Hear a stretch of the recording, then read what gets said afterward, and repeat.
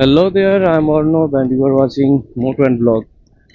বহুদিন পর আমি ব্লগ করতে বেরিয়েছি, তাও আবার একটা বৃষ্টির দিনে মনসুন রাইডের উদ্দেশ্যে যাচ্ছি। কোথাও নয়, কাছেই দীঘায়। বাট আজকে দীঘাটা একটু অন্যরকম ভাবে এক্সপ্লোর করবো, কারণ অনেকেই জানে যে আমার বাড়ি দীঘার কাছেই। তো দীঘাতে কি কখনো থাকা হয় না হোটেলে, বাট আজকে ভেবেছি হোটেলে থাকবো, স্নান টান করবো, ঘুরবো, একটু রিল্যাক্স করবো যাকে বলে।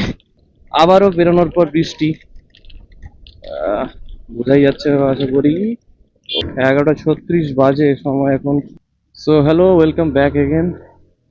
তখন ক্যামেরা যখন বন্ধ করেছিলাম তখন বোধহয় 11:36 ওরকম সামথিং পিছনে টাইম ছিল। এখন বাজে 1:27।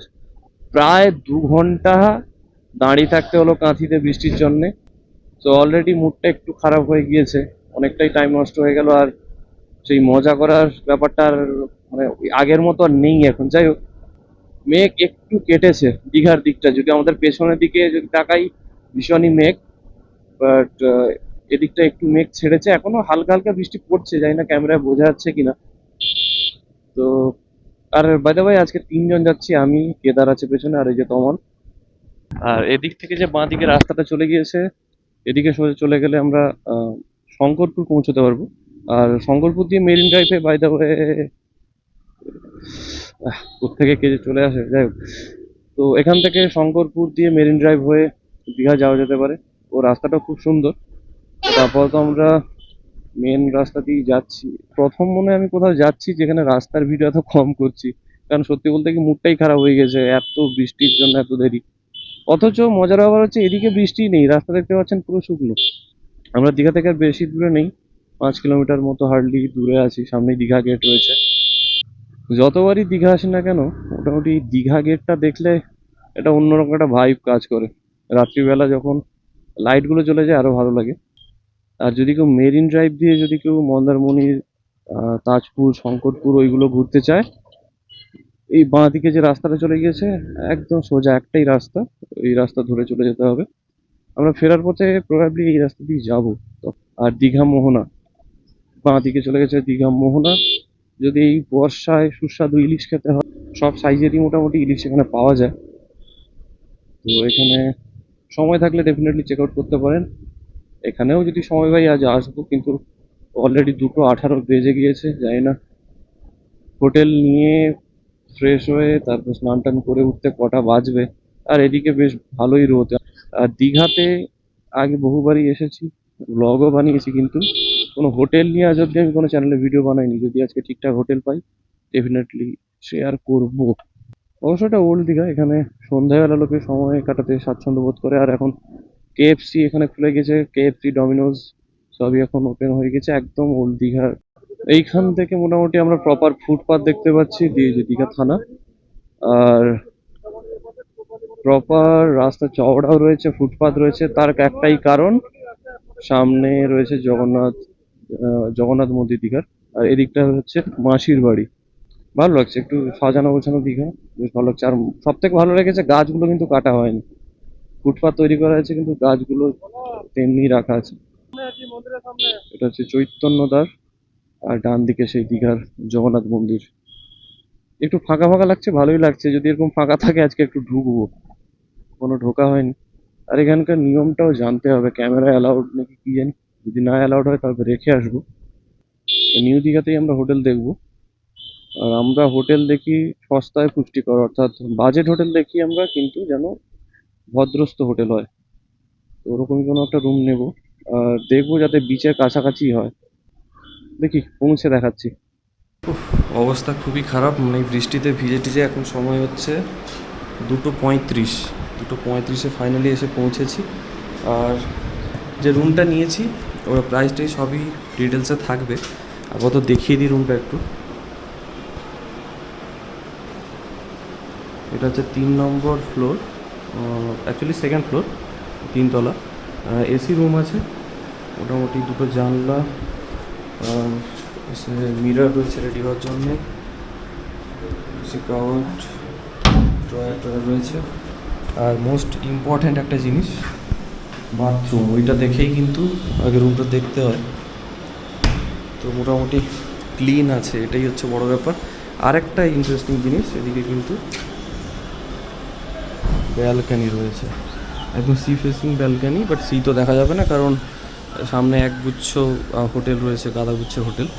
বাট সুন্দর এয়ারি একটা ব্যালকানি, এখানে বসে সুন্দর গল্প আড্ডা দেওয়া যেতে পারে, তো ভালোই লাগবে আশা করি। রুমটা বেশ খোলামেলা, একটু বদ্ধ টাইপের নয়, আর এই যে ডেকোরেট করে রাখা আছে। তো আমার এটা প্রথম এক্সপিরিয়েন্স, কারণ হচ্ছে আমি দীঘাতে এসে কখনো থাকিনি, তো প্রথমবার এসে ভালোই এক্সপিরিয়েন্স। আর রুম রেট বাগেরা আর ডিটেলস যা যা রয়েছে সেটা আমি দিচ্ছি একটু পরে। ম্যানেজার বা অন্য কোনো স্টাফ যদি থাকে ওনাদের সাথে আমি কথা বলিয়ে দেবো একদম, রুম রেন্ট আর কখন কীভাবে বুকিং করা যেতে পারে, খাওয়া দাওয়া সব কিছুই আমি নিয়ে ওটা আলোচনা করবো। প্রথম জাস্ট ফার্স্ট ইমপ্রেশন দেখিয়ে দিলাম, কারণ হচ্ছে এরপরে তো আমরা উঠে গেলে আর এর অবস্থা এরকম তো থাকবে না। তো আপাতত এই হচ্ছে রুমের অবস্থা। তো যাই হোক, মোটামুটি আমরা এখন স্নানে যাওয়ার জন্য রেডি। আর মোটামুটি ঠিকঠাকই, এসি ঠিকঠাক কাজ করছে, বেশ ঠান্ডা করে দিয়েছে অলরেডি।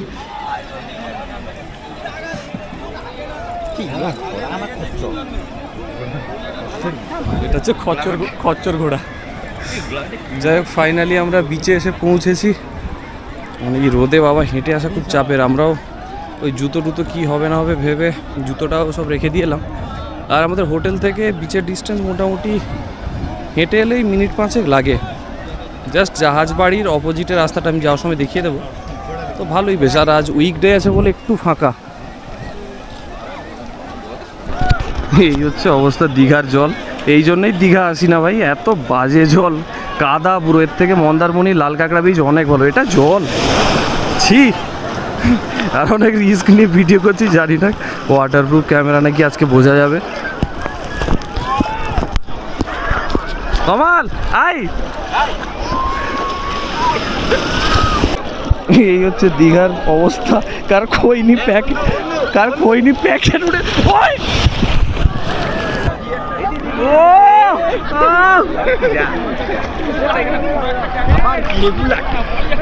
এখানে নেই, তবু সেদিকে ঢেউটা ভাঙছে, এদিকে বেকার। সেখানে প্রেসার আছে, আর প্রেসার নেই, এখানে কিচ্ছু নেই, বেকার। সেদিকেই চল। আগে পড়বে।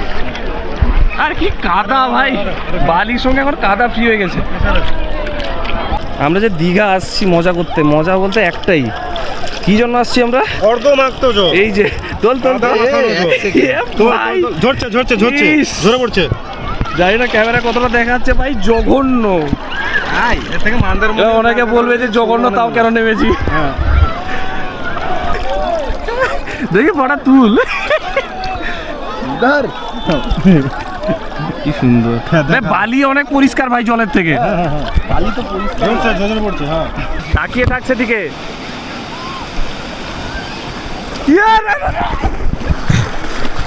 ইচ্ছা করে আমরা জিগে দিচ্ছি।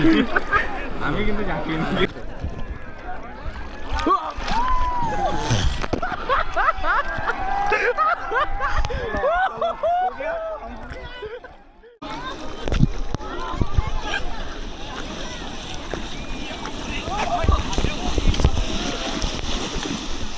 এখানে সামনেই জাস্ট জাহাজ বাড়ি, আর ওখানটা পেরিয়ে এলেই ডান দিকে জাস্ট এই 4 স্কোয়ার হলিডেজ।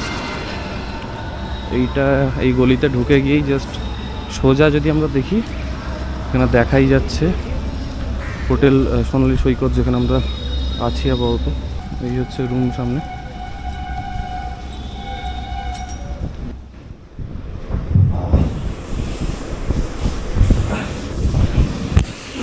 ফাইনালি কর্দমাক্ত নোনা জল গ্রাস করার পরে, মানে আমি গ্রাস করিনি, কেদার ভালোই খেয়েছে। তো এসবের পরে এখন রুমে ফিরে এসেছি। মোটামুটি রুমে 3খানা পরিষ্কার টাওয়াল ছিল, যাক আমাদের কাজ হয়ে গেছে। এবারে লাঞ্চে যাব, তবে রুম থেকে আর বেরোতে ইচ্ছে হচ্ছে না, এত পরিশ্রম হয়েছে এত কিছুর পরে, এখন একটু যেন আরাম লাগছে। কেদার রেস্টুরেন্টের নামটা কি? দ্রৌপদী রেস্টুরেন্ট। আমি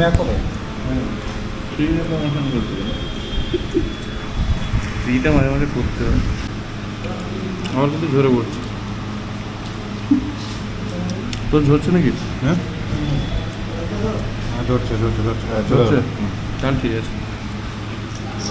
ভৌগোলিক মুহূর্ত, আলুটাও ঠিক আছে, ভৌগোলিক মুহূর্ত। না আলুটাও ঠিক আছে, 2 পিস চিকেন দিয়েছে, মোটামুটি ঠিকঠাকই সাইজ।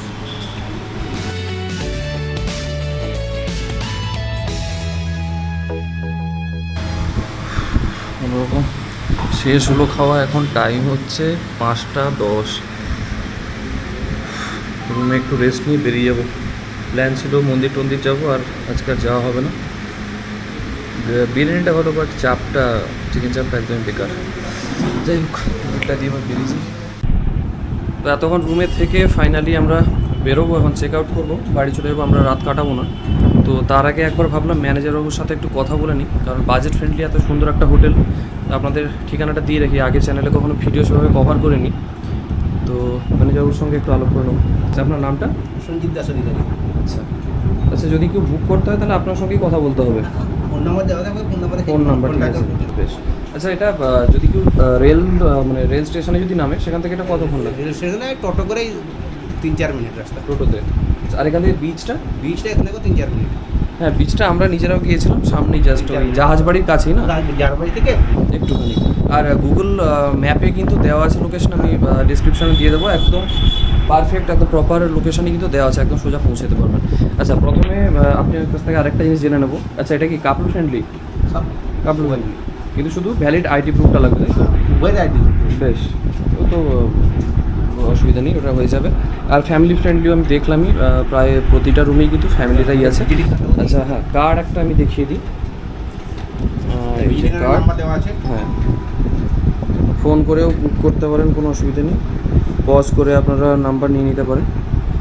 হোটেল সোনালী সৈকত। আচ্ছা, আপনাদের এখানে মানে থাকা তো বুঝলাম সুব্যবস্থা আছে। আচ্ছা, খাওয়ার ব্যাপারটা কেমন কি? খাবার অর্ডার দিলে আমরা আধ ঘন্টা 1 ঘন্টার মধ্যে ব্যবস্থা করে দেবো। ব্যবস্থা করে দেবে, অসুবিধা নেই। হ্যাঁ। আর রুমে বসেই তো খাওয়া যাবে না? হ্যাঁ, রুমের মধ্যে এলাও। হ্যাঁ, তো রুমেই খাওয়ার পৌঁছে দেওয়া হবে, কোনো অসুবিধা নেই। আচ্ছা, এবারে মেন যে বিষয়টা, আমরা বাজেট ফ্রেন্ডলি হোটেল যেটা বুঝি, এবং শুধু বাজেট ফ্রেন্ডলি বলে এমনটা নয় যে খারাপ। আমি দেখিয়েছি বাথরুম টাথরুম যথেষ্ট পরিষ্কার। তো সেক্ষেত্রে প্রাইসটা একবার জেনে নেবো, এসি আর নন এসি দুটোই। আমাদের এসি রুম হচ্ছে 1150, আর নন এসি হচ্ছে 650। আচ্ছা, এখন অফ সময়, আর একটু সিজনে তো একটু আপ ডাউন হচ্ছে। এটা দীঘা কেন, যে কোনো ট্যুরিস্ট প্লেসেই সেম ব্যাপার, একটু সিজনে একটু তো দাম বেশি হয়। তো আপনার কন্ট্যাক্ট নাম্বার আছে দেওয়া, একবার ফোন করে কথা বলে নিলেই হয়ে গেল, কোনো সমস্যা নেই। মোটামুটি রুম খালি থাকে, তবু সিজনের সময় একবার আগে থেকে বুক করে নেই ভালো, তাই তো নাকি? আচ্ছা, এসি রুম আমরা দেখিয়ে দিয়েছি, নন এসিটার একবার দেখিয়ে দেবো, একবার যদি দেখিয়ে দেন ভালো। এখন দেখে দিচ্ছি। হ্যাঁ, ঠিক আছে। এটা হচ্ছে ওই নন এসি রুম, যেটা 650 টাকা বললেন না? 650, হ্যাঁ। তো হ্যাঁ, তো রুমের সামনে একটা সুন্দর একটা বড় মিরর রয়েছে, আর এদিকে কাভার্ড রয়েছে, একটা কাভার্ড রয়েছে, অন্ধকার ভেতরটা বোঝা যাবে না।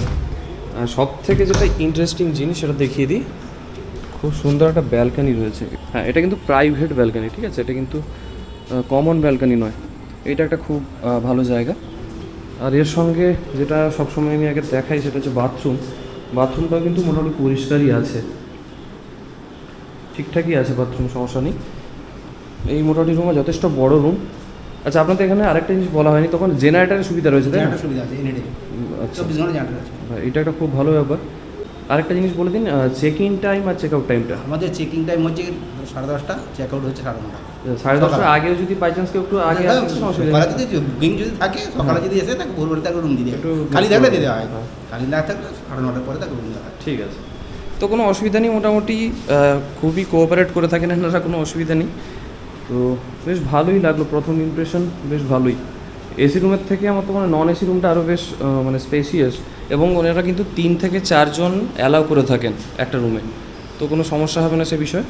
আর যথেষ্ট বড় বেড রয়েছে। আচ্ছা, আলাদা কি ম্যাট্রেস পাওয়া যায়? যদি কেউ ম্যাট্রেস চায় বাগানে দিতে পাওয়া যাবে, আলাদা পাওয়া যাবে, তো তার জন্য কি এক্সট্রা চার্জ লাগে? extra charge লাগবে। কত ওটা? 200 টাকা। 200 টাকা। তো 200 টাকা ফেয়ার, বা এরকম হয়েই থাকে, অন্যান্য সবই হোটেলে 200-300 এগুলো নিয়েই থাকে। তো সেক্ষেত্রে এটা কিন্তু যথেষ্ট একটা ভালো সুবিধা কিন্তু রয়েছে এখানে, কারণ বেডে 3-4 জন আরামসে থেকে যাবে, তা বাদেও যদি বেশি কেউ থাকে তো থেকে যেতে পারে। কারণ বন্ধুবান্ধব বা যারা মানে, কারণ আমরা বাইরে ঘুরতে এলে তো আমরা এক জায়গায় থাকি না, মেনলি আমরা ঘুরেই বেড়াই, আর কয়টুকু সময় আমরা কাটাই। তো বেশি ভালো রুম, বড় রুম নিয়ে তো আমাদের লাভ নেই। তো যারা ট্রিপ করতে চায়, স্পেশালি বন্ধুদের জন্য এটা তো বেস্ট, এই মানে এই সুবিধাটা। আর বাদবাকি তো ফ্যামিলি ফ্রেন্ডলি বললামই, আর কাফে ফ্রেন্ডলিও।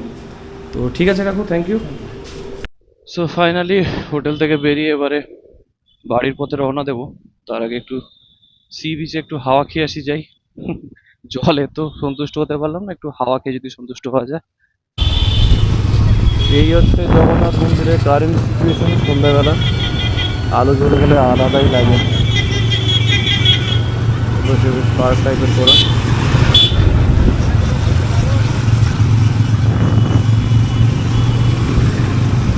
এটা হচ্ছে মুক্ত দুয়ার, আর সামনে চৈতন্য গেট।